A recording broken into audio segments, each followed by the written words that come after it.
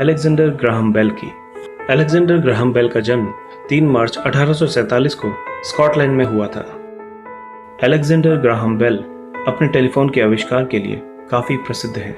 उनके इस आविष्कार ने पूरी दुनिया को बदल कर रख दिया था।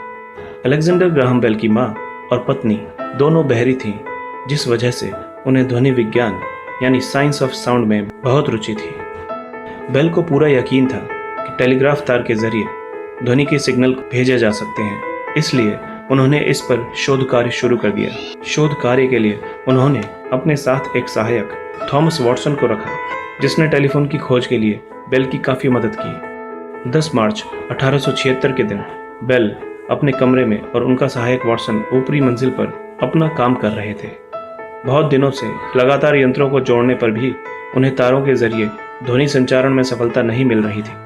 उस दिन पता नहीं तारों का कैसा संयोग बना, काम करते करते बेल की पेंट पर हल्का तेजाब गिर गया और उन्होंने वॉटसन को मदद के लिए पुकारा और वॉटसन ने उनकी आवाज़ को अपने पास रखे यंत्र से आते हुए सुना और उसके बाद की कहानी इतिहास बन गई।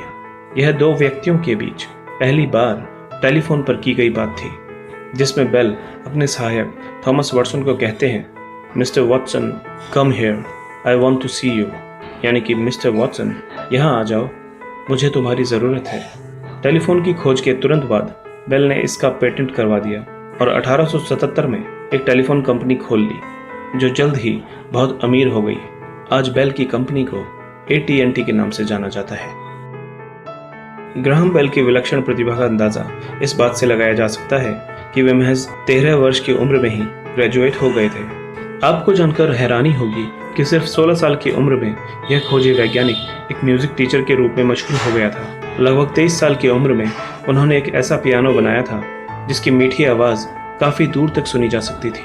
पहला ट्रांसकॉन्टिनेंटल टेलीफोन कॉल, अर्थात एक महाद्वीप के एक सिरे से दूसरे सिरे तक पहला टेलीफोन कॉल 15 जनवरी 1915 को हुआ था, जिसमें बेल ने थॉमस वॉटसन से बात की थी। बेल उस समय अमेरिका के पूर्वी तट पर बसे न्यूयॉर्क सिटी में थे और थॉमस वॉटसन पश्चिमी तट पर बसे सैन फ्रांसिस्को शहर में थे।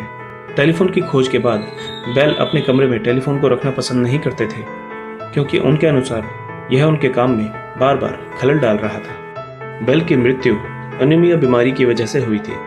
उनकी मृत्यु के बाद पूरे उत्तरी अमेरिका की सभी टेलीफोन लाइंस को बेल के सम्मान के रूप में 2 मिनट तक बंद कर दिया गया था। उनकी मृत्यु 2 अगस्त 1922 को कनाडा में 75 वर्ष की आयु में हुई थी।